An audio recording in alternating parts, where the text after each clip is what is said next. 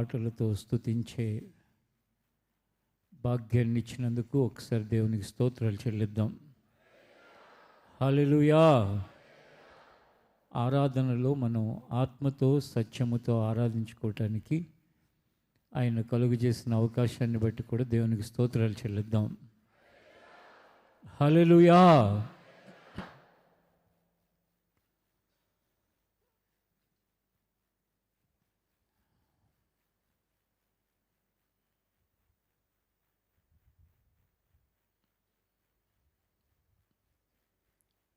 మన అనుదిన జీవితంలో అబద్ధం అనే విషయం ఎంతగానో ప్రాముఖ్యతని కలిగి ఉంది అనటంలో ఎటువంటి సందేహం లేదు. ఈ లోకంలో మానవుని యొక్క మనుగడలో అబద్ధం అనే ఒక విషయం ఎంతగా మనుషుల లోపలికి వచ్చేసింది అంటే, కొన్నిసార్లు మనిషి యొక్క జ్ఞానం వాళ్ళకి దానిని తెలియపరచడానికి వీలు లేనంతగా అబద్ధం మనుషుల లోపలికి వచ్చేసింది. అంటే మానవ జ్ఞానం అబద్ధాన్ని కనిపెట్టగలిగిన స్థాయిలో లేదని చెప్పుకోవచ్చు. అంటే అంతగా అబద్ధం మనిషి యొక్క జ్ఞానాన్ని ఏం చేస్తుందంటే డామినేట్ చేసేస్తుంది. అంటే అదే అధికారాన్ని చలాయిస్తుంది.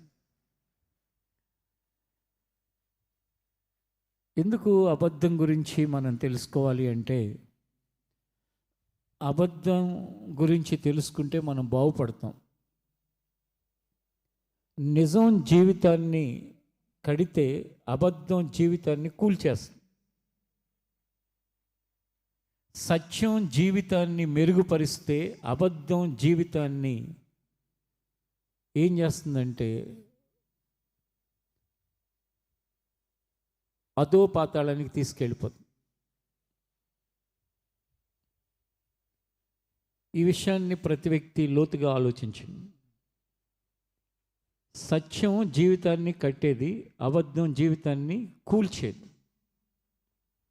సత్యం జీవితంలో సంతోషాన్ని కలిగించేది, అబద్ధం జీవితంలో దుఃఖాన్ని కలిగించేది.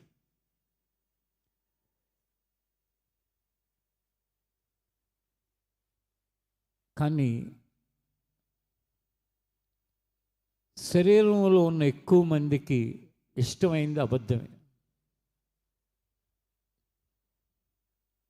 కారణం ఏంటంటే, శరీరాశలకు, నేత్రాశకు, జీవోపడంబానికి ఉపయోగపడేది ఏంటంటే అబద్ధం.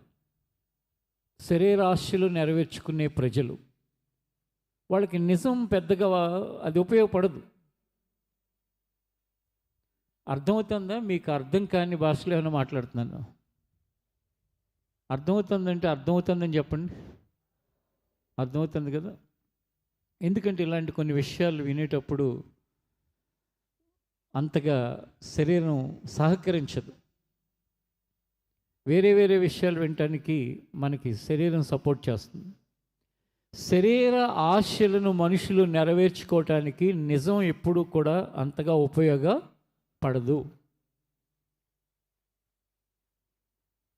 కొన్ని నెలల క్రితం ఈ 2026 సంవత్సరంలో మన దేశంలో కేరళ రాష్ట్రంలో ఓ బస్సులో ప్రయాణం చేస్తున్నారు అందరూ, యథావిధిగా ప్రతిరోజు ప్రయాణం చేసినట్లుగానే.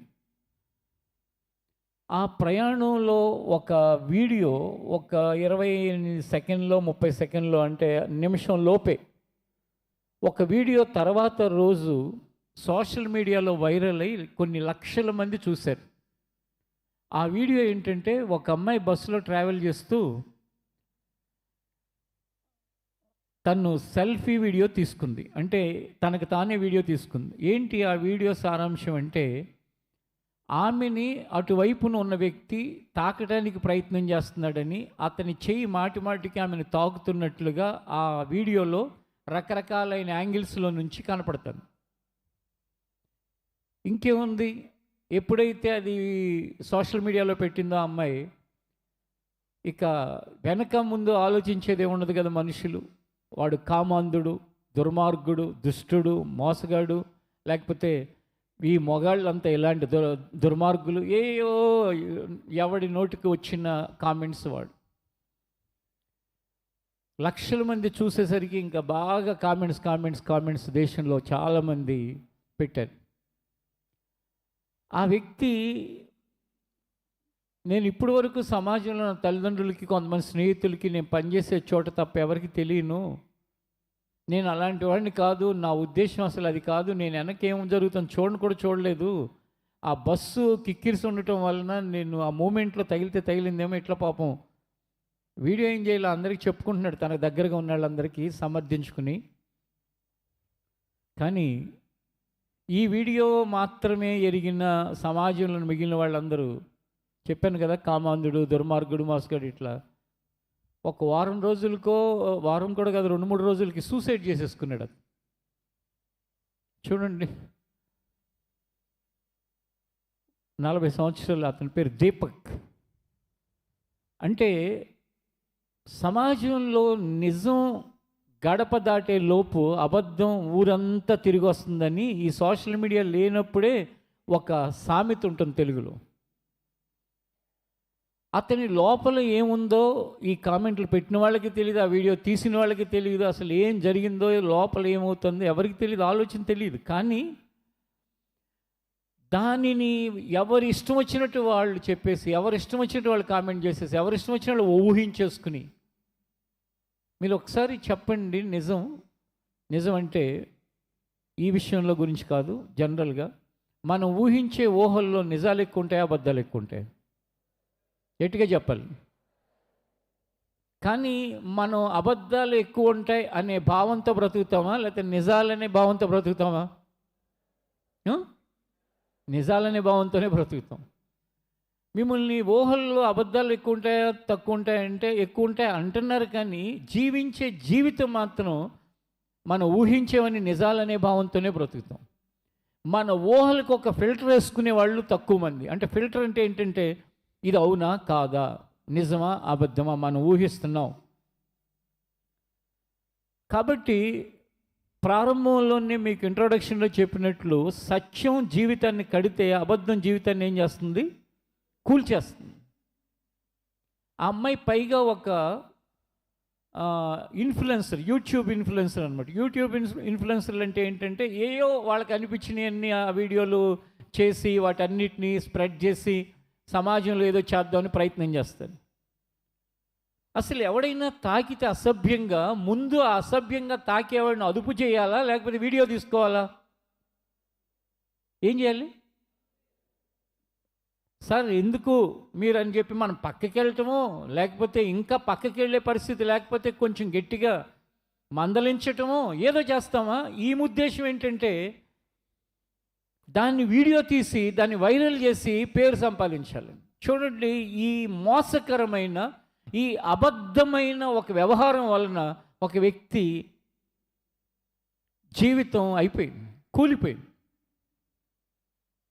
మీలో ప్రతి ఒక్కరికి ఈరోజు నా హృదయంలో దేవుడు పెట్టిన వాక్య భాగమై ఉన్న అబద్ధం అనే దాని ద్వారా కనువిప్పు కలిగి జీవితంలో ఒక మంచి విధానంలో బ్రతకటానికి దేవుడు కృపచూపునుగాక. అనేక మంది బాల్యము నుండే అబద్ధాలే ఉగ్గిపాలుగా తల్లిపాలు ఇస్తూ ఉంటారు కన్న పిల్లలకి. తల్లిపాలు త్రాగి పెరుగుతుండగా ఊహ తెలుస్తున్న దగ్గర నుంచి, చిన్నప్పుడు కథలు ఉండేవి, ఇప్పుడు ఆ కథలు కూడా మాయమైపోతున్నాయి. అదిగో ఆ చందమామని తెచ్చిస్తాను తిను, తెచ్చిస్తాడు ఎవడను? దేంతో మొదలుపెట్టారు? అబద్ధంతో. పెళ్ళిళ్ళు చేసుకుంటూ ఉంటారు. అదిగో అది కనపడుతుందా, అది నక్షత్రం కనపడుతుందా అంటే, అది కనపడినా కనపడకపోయినా కనపడుతుందనో ఏదో ఒకటి చెప్పి చెప్పేవాడికి కనపడదు, చూసేవాడికి కనపడదు, ఏదో అవుతుందని చెప్పి చేసేసి ఇలా అబద్ధాలు అబద్ధాలు అబద్ధాలు అబద్ధాలు యేసు క్రీస్తు దగ్గరకు వచ్చిన తర్వాత అయినా ఒకసారి మనం ఈ అబద్ధం సత్యం ఈ రెండింటిని ఒకసారి బైబిల్లో నుండి చూద్దాం. యోహాను సువార్త 8వ అధ్యాయం 44 చదువు. మీరు మీ తండ్రి యగు అపవాది సంబంధులు, మీరు తండ్రి దురాశలు నెరవేర్చగోరుచున్నారు. వాడు ఆది నుండి నరహంతకుడై ఉండి సత్యమందు నిలిచిన వాడు కాడు, వాడి యందు సత్యమే లేదు. వాడు అబద్ధమాడినప్పుడు తన స్వభావమును అనుసరించి ఏం మాట్లాడును. వాడు అబద్ధికుడును అబద్ధమునకు జనకుడునై ఉన్నాడు. ఎవడు వాడు? మీ తండ్రి, మీ తండ్రి అని ఎవరు చెప్పారనుకుంటున్నారు? ఇది ఎవరో భక్తుడు కాదు, యేసు ప్రభునే స్వయంగా ఆనాటి ప్రజలతో చెప్తున్నాడు. మీ తండ్రి, మీ తండ్రి అబద్ధికుడు, అబద్ధమునకు జనకుడు. అంటే యేసుక్రీస్తు యొక్క కుమారత్వమును పొందనంత వరకు మన జీవితాలలో మనకు తండ్రిగా ఉన్నవాడు అబద్ధికుడు, అబద్ధమునకు జనకుడు. వాడు ఎల్లప్పుడూ అబద్ధమునే చెప్తూ ఉన్నాడు అని చెప్పబడతాను. ఇది వాస్తవం. అందుకే ఊహ తెలిసిన వెంటనే పిల్లలు ఎవ్వరూ నేర్పకపోయినప్పటికీ కూడా అబద్ధాలు ఆడేస్తూ ఉంటారు.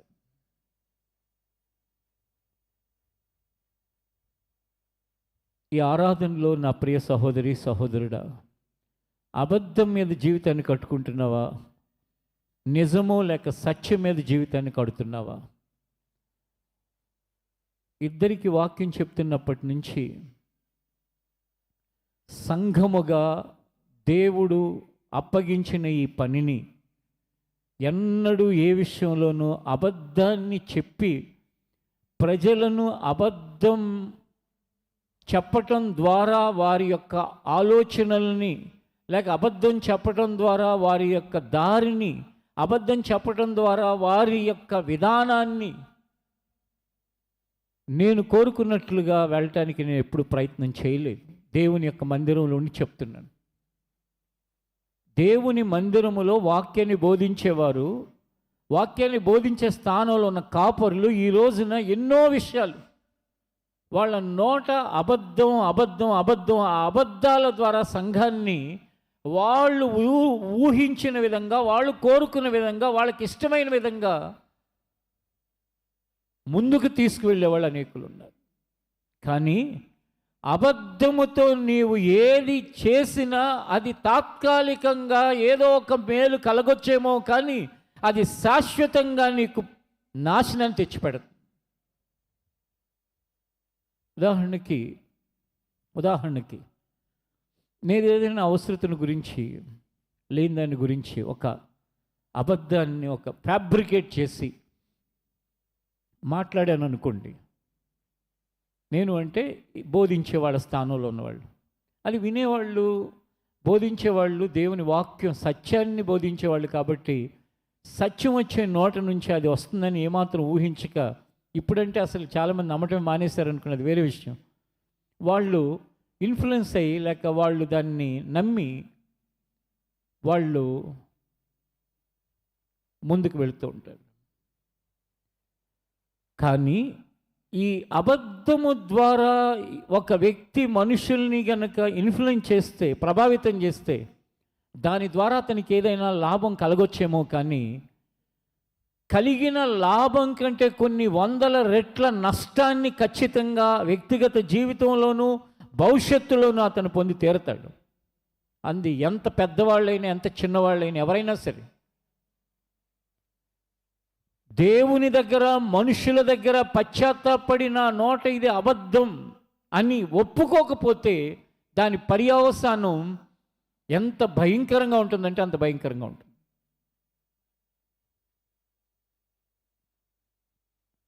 సంఘంలో మీ అందరికీ ఒకటే చెప్తున్నాను, ఇద్దరు అప్పటి నుంచి ఇప్పటి వరకు అబద్ధం అనే దాన్ని ఉపయోగించి ఏ వ్యక్తిని, ఏ కుటుంబాన్ని, లేక ఏ సమూహాన్ని నేను ఇన్ఫ్లుయెన్స్ చేయలేదని చెప్తున్నాను కదా. నువ్వు గనక అబద్ధం ద్వారా ఇక్కడ ఏదైనా చేద్దామని ప్రయత్నిస్తే, లేక అబద్ధం ద్వారా ఎవరికైనా నష్టం కలిగిద్దామని ప్రయత్నిస్తే, అబద్ధం ద్వారా లాభం పొందుదామని ప్రయత్నిస్తే, అబద్ధం ద్వారా మనుషుల్ని దేనికైనా వాడుకుందామని ప్రయత్నిస్తే దానికి వచ్చే ఫలం ఈ వాక్య ధ్యానంలో ఈ మధ్యలోనూ చివరిలోనూ ఎప్పుడొకప్పుడు మీకు వాక్యం చూపిస్తాను. అంత భయంకరంగా ఉంటుంది.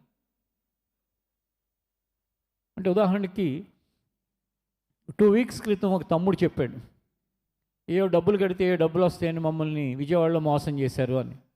అలాగే సంఘంలో నీకు ఏ పార్కింగ్ దగ్గర పరిచయమో, లోపల పరిచయమో, ఎక్కుతున్నప్పుడు వస్తున్నప్పుడు వెళుతున్నప్పుడు పరిచయం, ఏ పరిచయాన్ని ఉపయోగించుకుని నేను ఈ బిజినెస్ చేస్తా, ఇదిగో ఇది ఇంత లాభం వస్తుంది, నేను ఇది అమ్ముతా, లేకపోతే ఇలా లాభం వస్తుంది, ఇది చేస్తా, నీకు ఇది మంచి అవుతుంది, ఈ ఉద్యోగం వస్తుంది, అది వస్తుంది, ఇది వస్తుంది అని గనక ఎవరినైనా వాడావా, ఎవరినైనా ఇన్ఫ్లుయెన్స్ చేయటానికి, మోసం చేయడానికి ప్రయత్నించావా, ఎవరైనా ఒకళ్ళిద్దరు మోసపోయే అవకాశం ఉందేమో, కానీ ఆ లాభం నీ జీవితంలో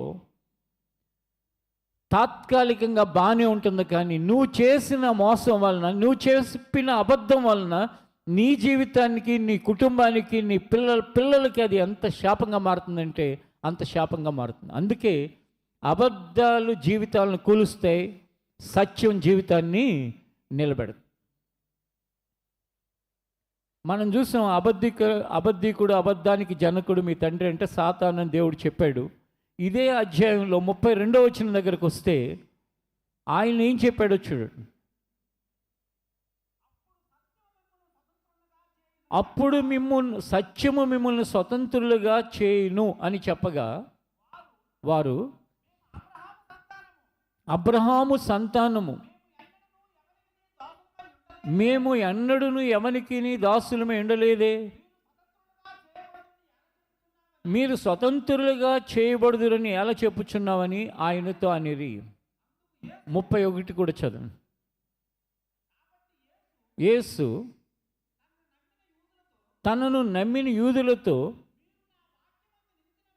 మీరు నా వాక్యమందు నిలిచిన వారైతే నిజముగా నాకు శిష్యులై ఉండి సత్యమును గ్రహించెదరు. నా వాక్యము నేనే నా వాక్యమును ఎవడు విశ్వసిస్తాడో వాడు సత్యాన్ని గ్రహిస్తాడు. ఎవడు సత్యమును గ్రహిస్తాడో అంటే నిజాన్ని, సత్యము, నిజము ఇవంతా కూడా ఒకటే.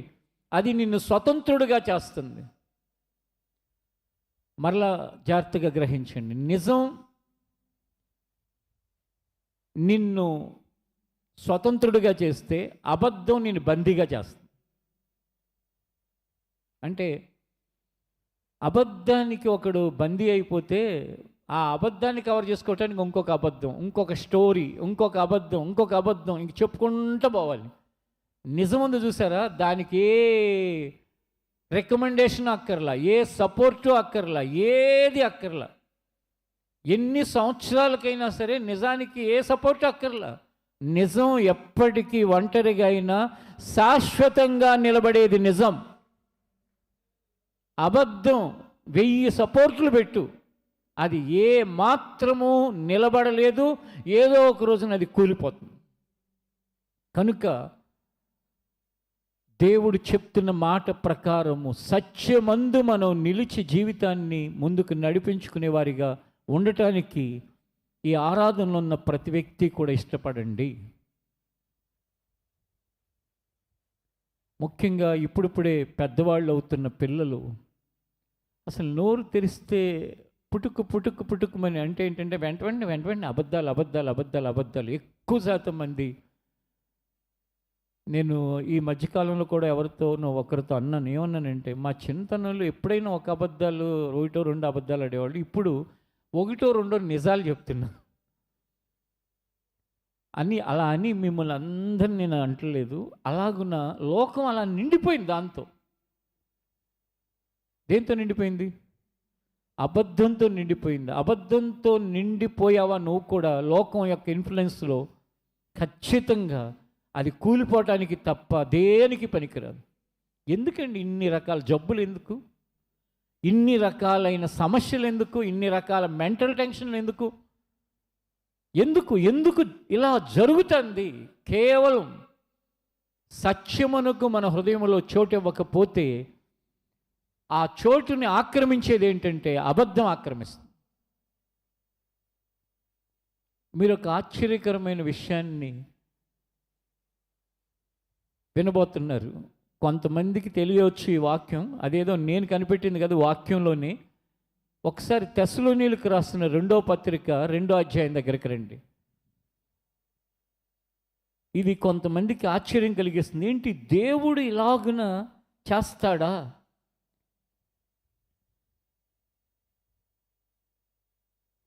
తెస్సలోనీయులకు రాసిన 2వ పత్రిక 2వ అధ్యాయం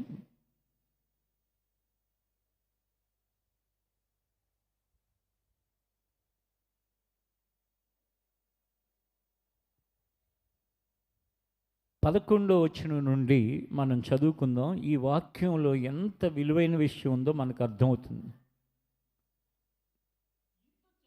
ఇందుచేత సత్యమును నమ్మక దుర్నీతి యందు అభిలాష గల వారందరూ శిక్షావిధి పొందుటకై అబద్ధమును నమ్మునట్లు మోసము చేయ శక్తిని దేవుడు వారికి పంపుచున్నాడు. అబద్ధాన్ని నమ్మే ఒక బలహీనత నీలో ఉండటానికంట దేవుడే పంపిస్తున్నాడంట శక్తిని. ఎవరి మీదకి పంపిస్తున్నాడు తెలుసా? సత్యమును నమ్మకుండా దుర్నీతి యందు అభిలాష గలవారు. చాలా జాగ్రత్తగా వినాలి అందరూ కూడా. అంటే సత్యం అంటే ఏంటంటే దేవుని వాక్యం సత్యమని మనం చదువుకున్నాం కదా యోహాను సువార్తలో. సత్యాన్ని అంటే వాక్యాన్ని నమ్మకుండా దుర్నీతిని నమ్ముతారు. దుర్నీతి అంటే ఏంటంటే సొంత నీతి ఒక దుర్నీతి, లేక మన యొక్క లోకం యొక్క మన చుట్టూ ఉన్న మనుష్యుల ద్వారా వచ్చే కొంత ఆ జ్ఞానముతో కూడిన నీతి దుర్నీతి. అంటే లోకంలో మనుషుల ద్వారా వచ్చే నీతి అంటే ఏంటంటే, నిన్ను మోసం చేశారుగా నువ్వు కూడా మోసం చేయి,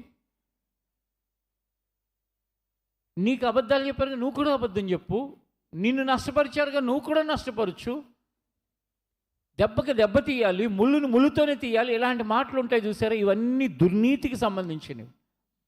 సత్యమును నమ్మక, ఇంకొంచెం వివరంగా చెప్తాను, ఇది బాగా అర్థమవుతుంది.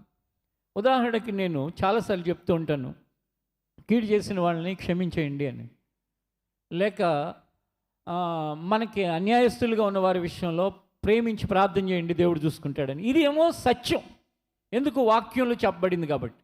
దుర్నీతి ఏంటంటే మనం గనక అలా క్షమిస్తే, మనం గనక వాళ్ళని అలా గనక వదిలేస్తే ఇంకా చేస్తూ ఉంటారు. కాబట్టి కాదు ఇలా ఉండలేమో, ఇలా ఉండకూడదు, ఎలా అయినా సరే వాళ్ళకి బుద్ధి చెప్పాలి అని ఒక దుర్నీతి ప్రారంభమవుతుంది. ఆ దుర్నీతి అంట ఏం చేస్తుందో తెలుసా? మనల్ని అబద్ధాలు నమ్మే బలహీనులుగా మార్చేస్తుంది. అబద్ధాలు నమ్మి నువ్వు ఎన్నో విధాలుగా మోసపోతావు, అబద్ధాలని నమ్మి ఎన్నో విధాలుగా నష్టపోతావు, అబద్ధాలను నమ్మి ఎన్నో విధాలుగా పతనమైపోతావు. అబద్ధాలని నమ్మి జీవితాన్ని ఏం చేసుకుంటావంటే చేతులారా పాడు చేసుకుంటావు. కాబట్టి అది పైగా ఎవరి చేత పంపబడుతుంది? దేవుడే అబద్ధాన్ని నమ్మే బలహీనతను నీకు ఆయన పంపిస్తున్నాడు. ఆ శక్తి నీ మీదకి వస్తుందని. అంటే జీవితంలో మన అంతట మనమే ఒక రకంగా చెప్పుకోవాలంటే కనుక మన కన్నుని మన ఏలుతోనే పొడుచుకున్నట్లుగా అయిపోతుంది దుర్నీతి యందు అభిలాష ఉంటే. నేను చాలాసార్లు ఒకటే నమ్ముతాను, ఏం నమ్ముతానంటే, ఓకే అన్యాయస్తుడిగా నా విషయంలో ప్రవర్తించాడు, నేను మనస్ఫూర్తిగా క్షమించి ఆ అన్యాయస్తుడికి నేను సహాయం చేయాల్సి వచ్చినప్పుడు, నేను అన్యాయస్తుడిగా ఉన్న వ్యక్తిని ఆ కోణంలో నుండి చూడకుండా దేవుని ప్రేమతో నేను చేయాల్సింది చేస్తాను. నేను చేసిన దానికి దేవుడు నాకు ప్రతిఫలం ఇస్తాడు, ఆ అన్యాయస్తుడికి అతనికి తగిన ప్రతిఫలం అతనికి ఇస్తాడు. నన్ను దూషించి లేక అవమానకరమైన మాటలు మాట్లాడిన వ్యక్తులు నేను ఒకటే నమ్ముతాను, ఏంటంటే నేను క్షమిస్తాను, నా హృదయంలో ప్రేమను కలిగి ఉంటాను. నా ప్రేమకు తగిన ఫలం నాకు వస్తుంది, వాళ్ళకి కలిగిన ఫలం వాళ్ళకు వస్తుంది. వాళ్ళకి ఫలం రావాలని కూడా నేను కోరుకోవట్లా. ఎందుకంటే నేను క్షమించాను, నా పని అయిపోయింది. దేవుడు వాళ్ళు చూసుకుంటారు, నాకు సంబంధం లేని విషయం. ఇది దైవ నీతి సత్యం. దుర్నీతి ఏం చేస్తుందంటే ఎలా దెబ్బ కొట్టాలా. ఇప్పుడు కొంతమంది మీలో మీ ప్రవర్తనని నేను అందరి ముందు బహిరంగపరిచి ఇదిగో పలానా వాళ్ళు ఇలా చేశారని చెప్తే మీ ముఖం ఇంకెవడైనా చూస్తాడా, మీతో ఎవడైనా మాట్లాడతాడా, లేకపోతే మిమ్మల్ని దగ్గరకు రానిస్తారా? అవన్నీ హృదయంలో పెట్టుకుని, కొన్నిసార్లు నేను కూడా మనిషిని శరీరంలో ఉన్నాను కాబట్టి బాగా దగ్గరగా ఉన్న ఎవరికో ఒకరికో ఇద్దరికో నా బాధను నేను భరించలేక చెప్పిన సందర్భాలు ఉన్నాయి, లేవని నేను అంటలేదు. కానీ నేను చెప్పడానికి ఎంతమందికి అవకాశం ఉంది? ఇక్కడ ఉన్న మీ అందరికీ, మన మినిస్ట్రీలు ఏ చర్చకు వచ్చే వాళ్ళకైనా ఇదిగో ఈ వ్యక్తిని చూడండి, ఇదిగో వీళ్ళని చూడండి, వీళ్ళు ఇలా చేశారు, వీళ్ళు ఇలా ప్రవర్తించారు, వీళ్ళు ఇలా చేశారు అని చెప్పలేనా? కానీ అది కాదు నా పని దేవుడు మనల్ని క్షమించిన ప్రకారం మనం ఇతరుల్ని క్షమించే పనిని నాకు దేవుడు పెట్టాడు. కనుక ఈ ఆరాధనలో సత్యము ఎంత శక్తి గలదో ఒకసారి ఆలోచించండి.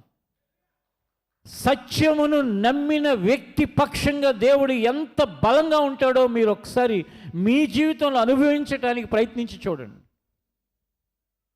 అబద్ధం ఎంత బలహీనమైనదో, అబద్ధం యొక్క ఫలం ఎంత ఘోరంగా ఉంటుందో మొదటి పాయింట్లోనే మనకేం కనపడుతుందంటే ఇలాంటి వాళ్ళకంటే అబద్ధాలని నమ్మే శక్తిని వాళ్ళకి పంపిస్తాడండి. ఆ పంపించినప్పుడు వాళ్ళు ఏం చేస్తూ ఉంటారంటే అబద్ధాలను నమ్మి డబ్బులు మోసపోవటం, అబద్ధాలను నమ్మి తప్పుడు వివాహాలు చేసుకోవటం, అబద్ధాలను నమ్మి తప్పుడు వ్యాపారాల్లోకి వెళ్ళటం, అబద్ధాలను నమ్మి ఏవైపోవటం చాలా జరిగిపోతూ ఉంటాయి. ఇక మీదట అబద్ధాన్ని నమ్మే బలహీనత మన పరిచర్యలో ఎవరికి కలగకుండా దేవుడు కాపాడునుగాక. దుర్నీతి యందు ఆసక్తిని మనలో ఎవరికి లేకుండా ఆయన చేయునుగాక. సత్యమా నీ ఆసక్తి, దుర్నీత? సత్యం ఏం చెప్తుందంటే, సత్యం అంటే దేవుని వాక్యం, నిన్ను వలే నీ పొరుగువాడిని ప్రేమించు అని చెప్తుంది. దుర్నీతి ఏం చెప్తుందంటే వాడేం కులం, వీడేం కులం, వాడు ఏ ప్రాంతం, వీడు ఏ ప్రాంతం, వీడు మన ఇంటి పేరాడా, వాడు ఇంకెవడన్నానా, లేకపోతే ఇదా అదా, ఆ లెక్కలు ఈ లెక్కలు, ఈ ఆలోచనలు ఇవన్నీ దుర్నీతి ద్వారా మనిషికి కలిగే ఆలోచన విధానం. ఆ దుర్నీతి యందు అభిలాష అంటే ఏంటంటే కోరిక నిన్నేం చేస్తుందంటే అబద్ధాలను నమ్మేటట్టు చేసేస్తుంది. ఇది అర్థం చేసుకుని ప్రతి ఒక్కరూ కూడా దుర్నీతి యందు అభిలాష నాకు నా జీవితంలో ఇక మీదట వద్దు అని దేవుని దగ్గర తీర్మానం చేసుకుని, సత్యమందే నాకెప్పుడు అభిలాష, కోరిక, దుర్నీతి యందు నాకెన్నడూ కోరిక, అభిలాష నాకొద్దు అని దేవునితో మనం చెప్పగలగాలి. అది దేవుడు మన జీవితంలో గొప్ప అద్భుతాన్ని చేస్తాడు. ఒకసారి సామెతల గ్రంథాన్ని మనం బైబిల్లో నుండి తెరిచి అక్కడ దేవుడు చెప్పించిన వాక్య భాగాన్ని మనం చూస్తే అక్కడ ఏముందంటే 12వ అధ్యాయం 19వ వచనంలో చదువుకుందాం, చూడండి ఒకసారి. నిజమాడు పెదవులు నిత్యము స్థిరమయ్యుండును, అబద్ధమాడు నాలుక క్షణమాత్రమే ఉండును. నిజమాడు పెదవులు ఎప్పుడు ఉంటాయంట, అబద్ధమాడేది క్షణం అంటే కొంతకాలం, తాత్కాలికం, టెంపరీ. నిజం శాశ్వతం. ఆమేన్, హల్లెలూయా.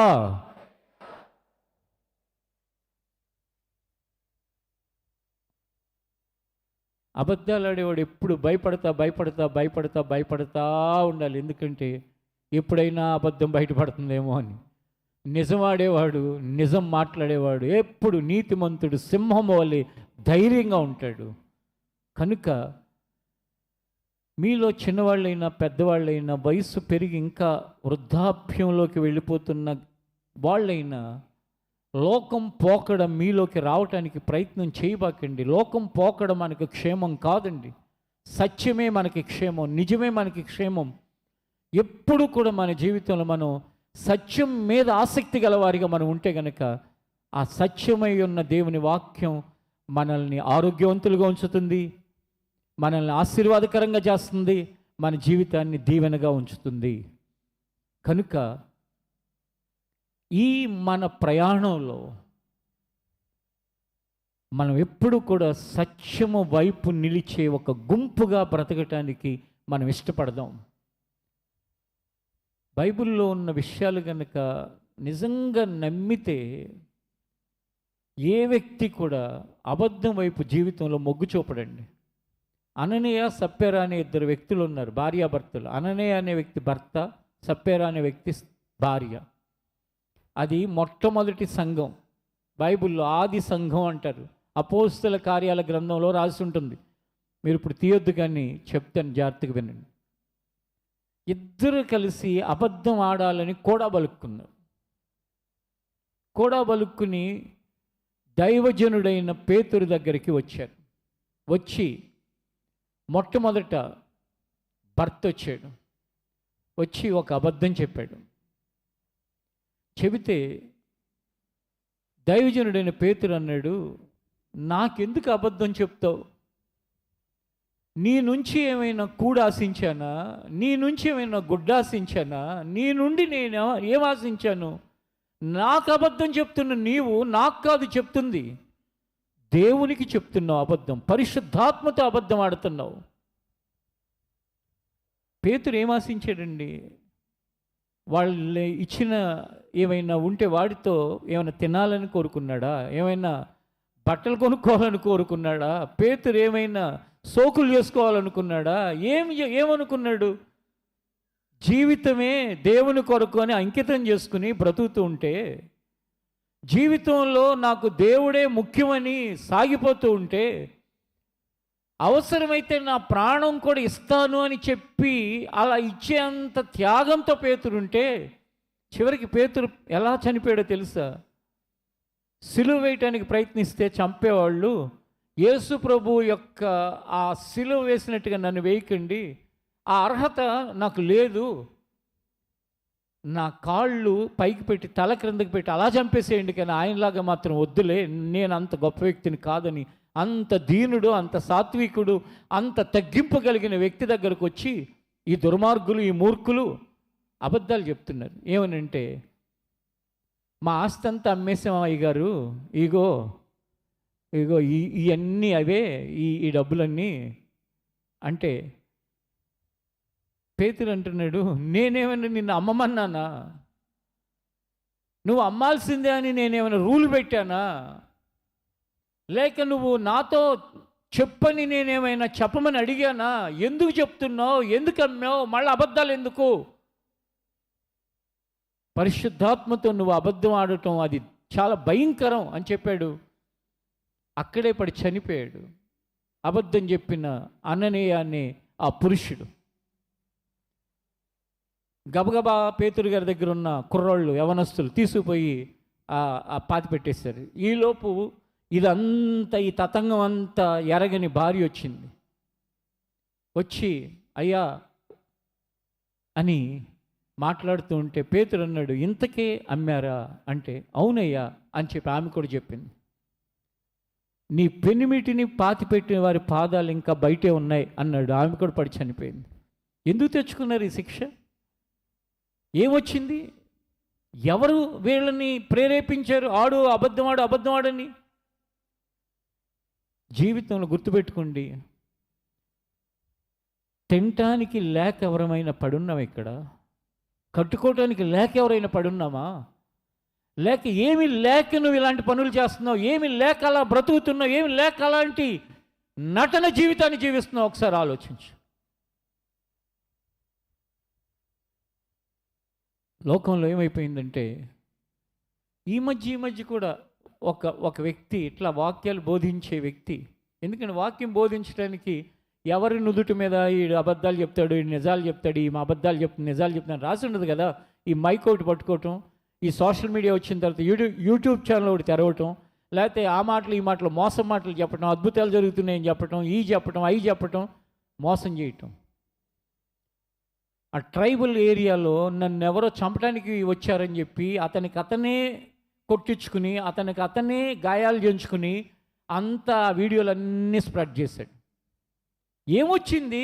ఎందుకు చేస్తారు ఇలాంటి పనులు అంటే దాని ద్వారా ఏదో లబ్ధి పొందాలని చూస్తారు. ఏమయ్యాడు చివరికి? అతను ఒక్కడే కాకుండా క్రైస్తవ్యాన్ని ఉమ్మివేంచుకునే విధంగా, క్రైస్తవ ప్రజలే కాకుండా క్రైస్తవ నాయకుల్ని దూషించే విధంగా, దేవుని యొక్క సత్యాన్ని మనుషులు హేళన చేసే విధంగా ఈ దుర్మార్గులు అనేకులు ఈ సమాజంలో చేస్తున్న అనేక సంఘటనలు మనలో ప్రార్థన భారాన్ని పెంచాలి. సహోదరి సహోదరుడా, ప్రభువా ఇలాంటి వాళ్ళ విషయంలో నువ్వు కార్యం చేయనైనా ఈ అసత్యాన్ని అణిచి సత్యాన్ని నిలబెట్టి ప్రభు అని వేడుకోవాల్సిన అవసరం ఉంది.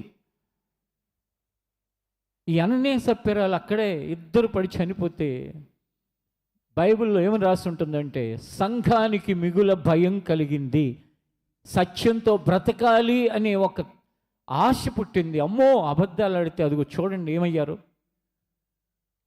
అప్పుడే జరిగినాయి, ఇప్పుడు జరగవని అనుకోబాకండి. అప్పుడు సడన్గా పోయన్నా అక్కడతో అయిపోయింది. ఇప్పుడు సడన్గా పోకుండా జీవితం అంతా ఒక నరకంలాగా, జీవితం అంతా చస్తూ బ్రతికే ఆ భయంకరమైన శాపాలు ఎందుకు? అబద్ధాలాడి చెప్పండి, ఏం సాధిస్తావు? ఈ అననీయ సప్ఫీరాలు ఎందుకు అబద్ధం ఆడారో తెలుసా? పేతురు గారి దగ్గర ఒక పేరు సంపాదించాలి అని, అంతే. అందరూ చక్కగా వెళుతున్నారు, మేము వంకరగా నడుస్తున్న మేము కూడా అందరిలాగా చక్కగానే నడుస్తున్నామని పేతురు అనుకోవాలి అనుకున్నారు. కానీ పేతురు కంటే పైన ఒక ఆయన ఉన్నాడు, ఆయన చూస్తున్నాడు అనే విషయాన్ని మర్చిపోయారు. ఈ ఆరాధనలో మీ అందరికీ నా 2 చేతులు నమస్కరించి చెప్తున్నాను, దుర్నీతి చేత ప్రేరేపించబడి అబద్ధంలో బ్రతకబాకండి, అబద్ధంలో జీవితాన్ని జీవించబాకండి, కొనసాగబాకండి. మీ బాల్యాన్ని అబద్ధంలో పాడు చేసుకోకండి, యవ్వనాన్ని అబద్ధంలో పాడు చేసుకోబాకండి. చేతులారా మీ నెత్తి మీదకి దుష్టుడి యొక్క దరిద్రాన్ని తెచ్చి పెట్టుకోకండి. అది మీకేమాత్రము మేలు క్షేమం కాదు. ఇది యేసు ప్రభు వచ్చినాక జరిగితే నేను చెప్పిన అననీయ సప్ఫీరాల జీవితంలో యేసు ప్రభు రాకముందు రాజుల 2వ గ్రంథంలో ఉంటుంది, ఇప్పుడు తీయక్కర్లేదు. కానీ గేహజీ అనే ఇంకొక వ్యక్తి కూడా ఇలాగే అబద్ధం చెప్పి దైవజనుడైన ఎలీషాతో తన మీదకి ఏం సంపాదించుకున్నాడంటే కుష్టును సంపాదించుకున్నాడు. అబద్ధం ఇంత భయంకరమైంది. మన జీవితంలో ఏ రోజు ప్రభు వస్తాడో మనకి తెలియదు. ఆయన రాబోతున్నాడు. ఒకవేళ ఆయన రాకడ ఆలస్యమైన ఏ రోజు ప్రభు పిలుస్తాడో తెలియదు. పిలిచిన వాళ్ళు వెళ్ళిపోతున్నారు. ఎప్పుడు వరకు మనం ఉంటామో తెలియదు. ఉన్నంత కాలం సత్యమునకు మనం చోటిచ్చి మన హృదయంలో అసత్యమునకు దూరంగా బ్రతుకుతూ అబద్ధానికి అవకాశం లేకుండా ఈ విశ్వాస ప్రయాణాన్ని జీవితంలో ముందు కొనసాగించే వారిగా ఉండటానికి ఈ ఆదివారపు ప్రార్థనలో దేవుడు చెప్తున్న ఈ మాటల ద్వారా ఒక నిర్ణయం తీసుకుందాం.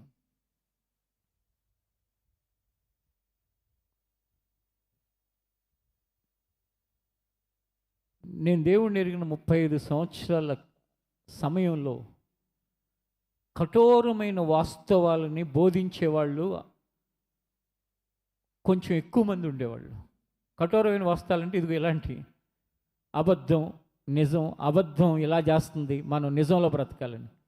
రాను ఈ 30 సంవత్సరాల్లో తగ్గిపోతూ 2026కి వచ్చేసరికి ఇలాంటి విషయాలు మనుషులకి రుచించవు. కాబట్టి ఎందుకు వచ్చింది ఇలాంటివి బోధించటం?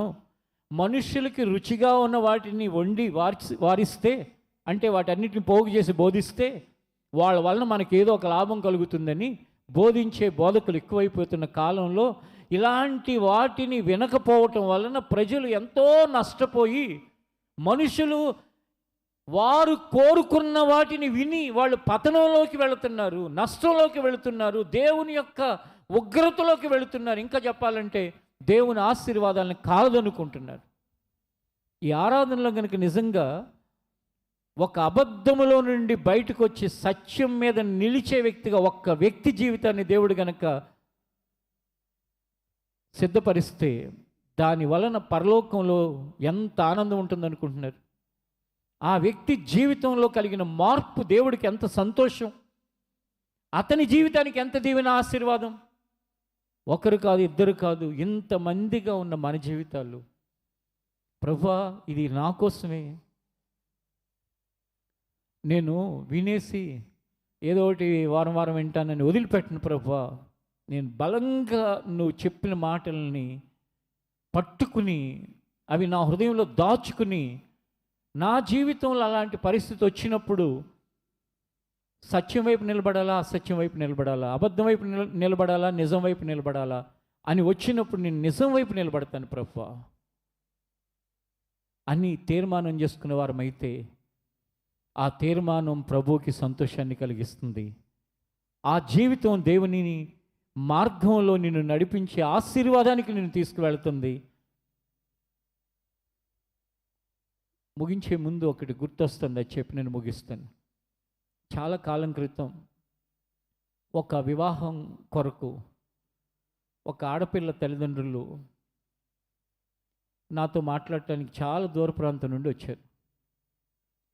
ఆ తండ్రి అంటున్నాడు, మీకు ఒక నిజం తెలుసు కదా, ఆ నిజాన్ని కొంచెం మార్చి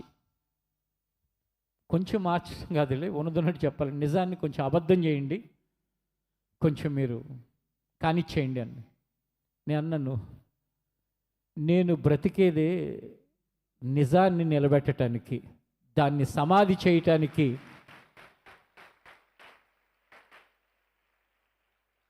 మీరు అడుగుతున్నారని మీ కోసం మొహమాటంతో నిజాన్ని సమాధి చేసి దాని మీద నేను నిలబడి రేపటి నుంచి మాట్లాడటానికి నేను సిద్ధంగా లేను.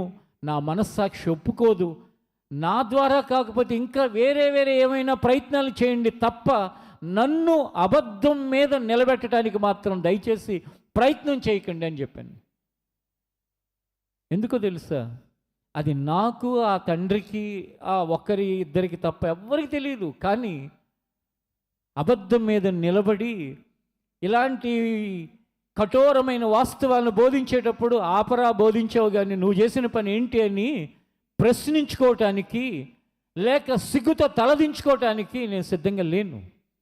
నా ప్రియమైన వారులారా, సత్యము మనల్ని స్వతంత్రులుగా చేస్తుంది, అబద్ధం మనల్ని బందీలుగా చేస్తుంది. సత్యం కుటుంబాలను నిలబెడుతుంది, అబద్ధం కుటుంబాలను కూల్చివేస్తుంది. సత్యం శాశ్వత కాలం ఉంటుంది, అబద్ధం తాత్కాలికంగా ఉంటుంది. సత్యం నిన్ను పరలోక రాజ్యంలో ఉంచుతుంది, అబద్ధం నిన్ను అగ్నిగుండానికి తోస్తుంది. ఏ దారిలో వెళ్ళాలని నిర్ణయించుకుంటున్నావో నిర్ణయించుకుని దేవునికి చెప్పు, ప్రభువా నా దారైతే ఇదే. కొన్నిసార్లు నాకు తెలియక, కొన్నిసార్లు నా శక్తి చాలక అబద్ధం నేను బ్రతికానేమో, కానీ ఇక మీదట నేను అలా బ్రతకను. అలాంటి మార్గంలో నన్ను నడిపించవద్దు, అలాంటి పరిస్థితికి నన్ను అప్పగించవద్దు. నాకు నీ సత్యం మీద నిలబడటానికి సహాయం చేయమని అడుగు. అట్టి భాగ్యాన్ని ప్రభు మనకు దయచేయునుగాక. ప్రార్థన చేసుకుందాం, లేచి నిలబడండి.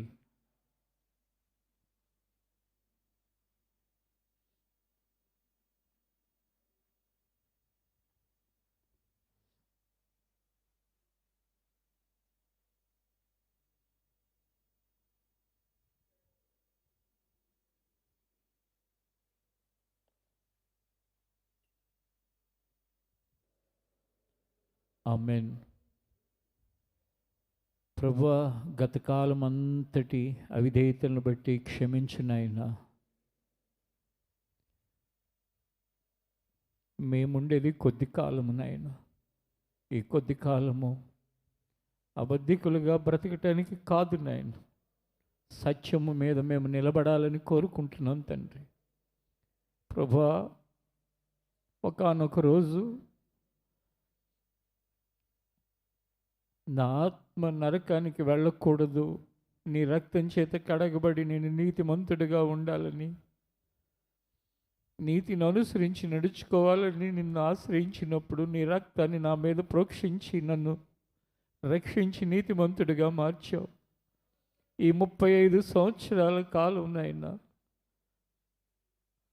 నీ మార్గంలో నడుస్తున్నప్పుడు ఎన్నోసార్లు నీతిని అనుసరించి నడవలసిన నేను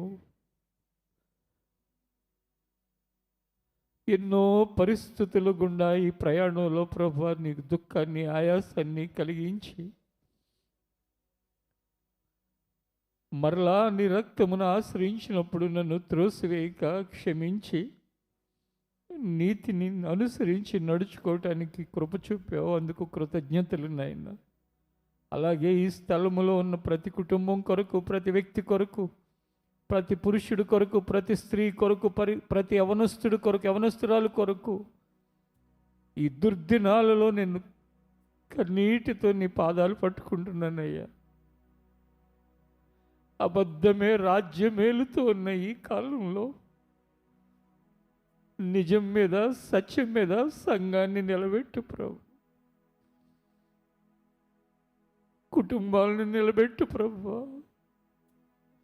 ఏ మోసకరమైన లోకపు పరిస్థితులలో అబద్ధం మీద కట్టబడుతున్న క్రైస్తవ సంఘాల యొక్క పరిస్థితుల మధ్యలో దుర్నీతి యందు అభిలాషను మాలో ఏ ఒక్కరికి లేకుండా సహాయం చేయి ప్రభు. మాకు తెలిసిందే నీతి అనుకుంటూ మేము ఎక్కడైతే నిన్ను నమ్మిన వారిలో చూస్తున్నామో అదే నీతి అనుకుని ఆ దుర్నీతిలో బ్రతికితే దుర్నీతి యందు ఆసక్తి గల వారి మీదకి అబద్ధాలని నమ్మే శక్తి పంపబడుతుంది నీ దగ్గర నుండి అని వ్రాయబడినట్లు అది మాకు వద్దని ప్రార్థిస్తున్నాను తండ్రి. అబద్ధాలను నమ్మి పాడైపోయే ప్రజలుగా ఇక్కడ ఒక్కరు కూడా ఉండటానికి వీలు లేదు అని వేడుకుంటున్నాను తండ్రి.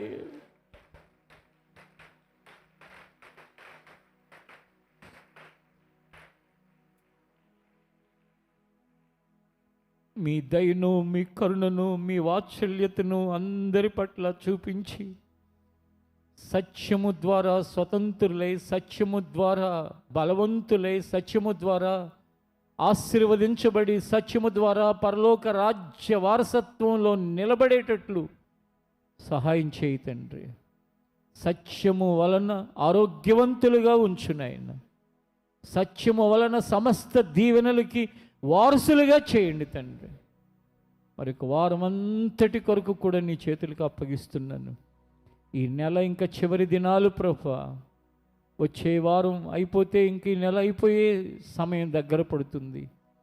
2026 ఆగస్టు నెల ప్రభా. సత్యమందు మమ్మల్ని ప్రతిష్ఠ చేయమని గెహజీ వంటి వారికి, అననే సప్యరా వంటి వారికి ఒక్కరు కూడా ఇక్కడ ఉండకూడదని వేడుకుంటూ మమ్మల్ని ఈ కఠోరమైన వాస్తవపు మార్గంలో నడిపించమని, ఖచ్చితంగా లోతైన మార్పు ప్రతి వారిలో కలగ చేయమని యేసు నామములో అడుగుచున్నాం తండ్రి. ఆమేన్. ఆశీర్వాదపు కోరుస్తూ మనం ముగింపులోకి వెళదాం. ఆశీర్వదించుము మమ్ము దేవా, నిండైన దీవెనతో పంపుమయా. ఆశీర్వదించుము మమ్ము దేవా, నిండైన దీవెనతో పంపుమయా. నీదు సన్నిధిలో మేము నిలచి పొందేదమిన్ను మేలులను. నీదు సన్నిధిలో మేము నిలచి పొందేదమిన్ను మేలులను. పొందేదమిన్ను మేలులను. పొందేదమిన్ను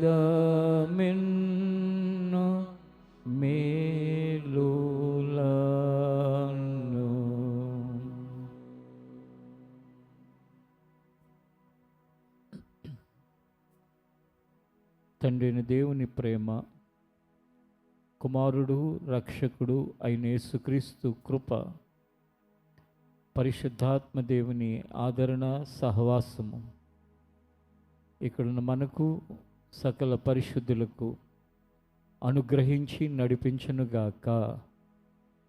ఆమేన్. ఈ ఆరాధన యొక్క ముగింపులో మీ అందరికీ నా హృదయపూర్వకమైన వందనాలండి.